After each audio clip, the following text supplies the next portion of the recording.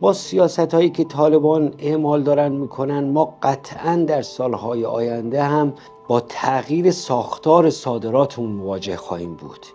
یعنی طالب آمده تعرفه های واردات کالاهای ساخت داخل رو تعرفه هاش رو به شکل خیلی وحشتناک افزایش داده. برای کالاهایی که در داخل امکان ساختش هست، عمدتاً چه کالاهایی که تکنولوژی پایین یا متوسط داره یا سرمایه گذاری پایین یا متوسط میخواد و مصرف انرژی پایینی نسبتاً داره، هر کدوم که سرمایه گذاریش به نسبتی میرسه که 60-70% نیاز داخل رو تامین میتونه بکنه، بلافاصله تعرفه‌اش رو یه دفعه 2 برابر 3 برابر افزایش میده. امروز بیش از 50% شرکت‌های خارجی که تو ایران ثبت شده شرکت‌های افغانستانی هستند.